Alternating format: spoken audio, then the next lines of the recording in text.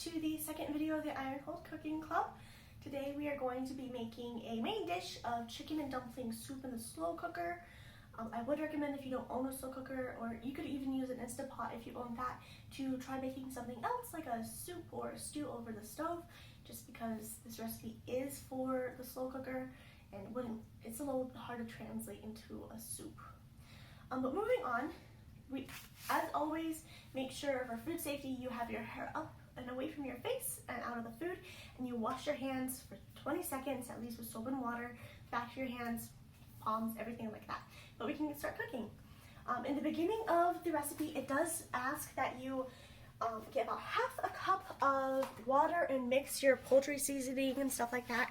I don't actually own poultry seasoning, so we're just gonna add kind of whatever you want. I added garlic powder and onion powder along with salt and pepper, just because those are basically all the spices I own right now. That would work for this recipe. In this little bowl, I would recommend lots of spice. There's no such thing as too much spice. But that is going to be our poultry seasoning mix. It does say to add the chicken to the water. I don't actually do that. I do it a little bit different. I just add about half of this seasoning mix to the bottom of the crock pot along with the chicken broth. Add the chicken on and then pour the rest on top, just because it makes it a little better that way and you don't have to waste time putting chicken in a bowl and then a crock pot. And then moving on, what I did as well is I actually have better than bouillon is what I usually use instead of canned chicken broth, just because canned chicken broth tends to take up my cabinet space and I like having this on hand. Don't do what I'm doing. Don't stir stuff with a metal spoon like this. I'm being awful.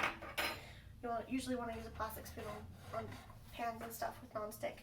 So we're just going to have that heat up. I've already pre-mixed it, but we're just going to have it heat up because it's nice to have it warm. And then what we're going to do is I did pre-chop all these vegetables so that you guys don't have to see me chopping all the vegetables. But what I'm going to do is I'm actually going to show you guys, just with one example, how to chop these properly.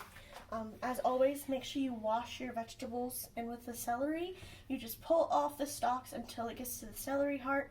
You don't want to use the yellow ones that are in the middle, just all the green ones on the outside, and chop off the ends and the tops with the leafy part. And then what we're going to do is we're just going to roughly chop these into slices, just like this.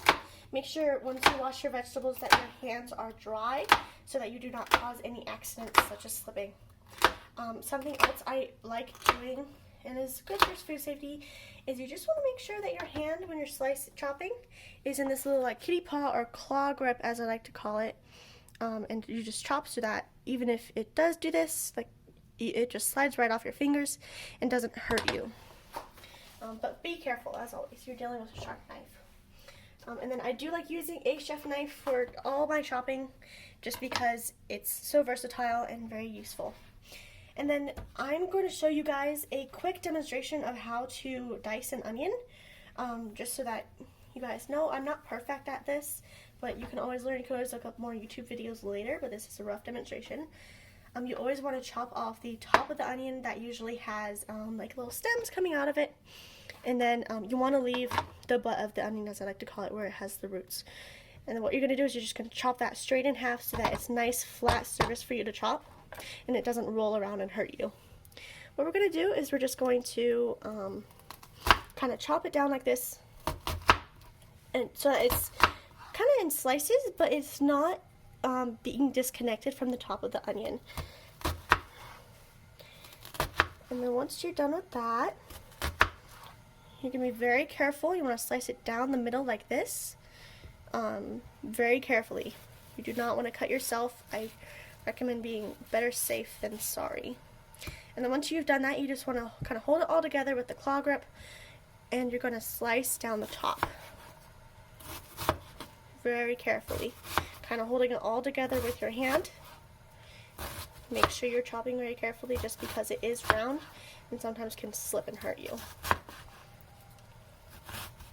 And then you can, of course, kind of go into detail and chop all the extra bits off this so you have zero waste. I find it very difficult, so we don't usually do that. And what you want to do is you want to just take your diced onions. Since onions have layers, it's very easy to dice them. I'm just going to put that all in here. And then something else is we have these baby carrots. I very much enjoy putting baby carrots in soups and stews just because you can put them in whole and they will soften up over the slow cooking. But if you have normal carrots, you can of course just chop them up like we did the celery, and it should be good to go. And then something else we're doing, the next step, technically step one, sorry, we're actually on step two. What we're going to do is our chicken broth is all mixed together and stuff like that. So we're going to put about half in the bottom of the pan of the slow cooker. And then what else we're going to do, so we're going to take our seasoning mix we have over here. I'm going to mix it up a little bit, make sure it's all evenly distributed. And we're going to pour about half of this in here as well. Bam. And what we're going to do is we're going to come over here and get our chicken. We have these chicken breasts. I tend to keep mine frozen just because I don't use it as often as I need, so I can keep them frozen and they don't go bad. I would recommend, if you do have frozen chicken, to defrost it in the fridge the night before, just so that it's nice and pliable. Or you can also, if needed, put frozen chicken in the crock pot, although it does tend to make it a little bit more rubbery. Or if you kind of need it in a hurry, I do not recommend leaving it on the counter. That can leave it exposed to the certain temperature where bacteria can grow on it, making you sick. So I'd recommend rather defrosting it in the microwave over anything else. What we're going to do is I always keep my chicken in Ziploc bags, so we should just be able to open this and slide it right into the bottom without contaminating our hands. But if you do touch the chicken or the chicken juice in any way, wash your hands every single time. So, and then what we're going to do is we're going to pour the other half of the spice mix on top, and we will continue from there. Let's see what our recipe says. And then what we're going to do is we're going to layer the onion on top like this. You just take your chopped onion and you're just going to pour it over in a nice layer. Make sure you get all of them. And then we're going to do the same thing with the celery.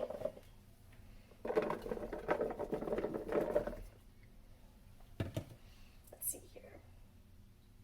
And we actually did it wrong. You're supposed to put the carrots before the celery, but I'm just dumb sometimes. And then we're going to pour some carrots on top to kind of fill the spaces where it needs to go. I like to add a lot of carrots because I enjoy carrots. You can also put other vegetables and stuff like that. And then what we're going to do is we're going to, let's see here. Okay, so what we're going to do is we're going to dot the chicken with butter. I don't like melting the butter just because it's going to melt already. So what I do is I put them in thin slices like this and just kind of put them over. And of course I usually have more slices, but you can also just break it apart with your hands and kind of dot the butter like this, so that it adds a little bit extra flavor, but you don't have to melt it. And then what we're going to do is we have our, I am going to add a bay leaf. That's here, because I love bay leaf. Let's see here, one moment please.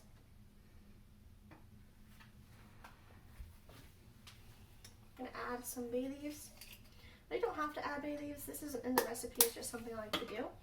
And then we're going to add our cream of chicken soup, and I also use cream of mushroom soup instead of celery, just because celery is a little bit harder to find, but you can of course use cream of celery as well. And these, if you shake them hard enough, they'll just pop out. And then the same thing with the cream of chicken. I also love mushrooms, so that's why. Mushroom soup. And then we're just going to do the chicken as well.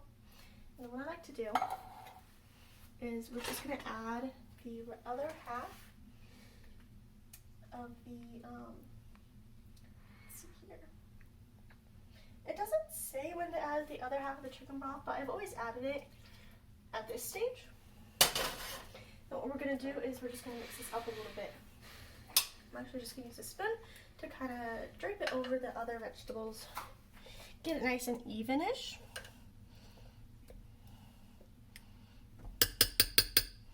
Now what we're going to do is we're just going to take our rosemary. I love rosemary. Rosemary is one of my favorite spices. We're just going to add it on top pretty liberally because I love it. Now what we're going to do is, the recipe is actually for if you need to do it on high.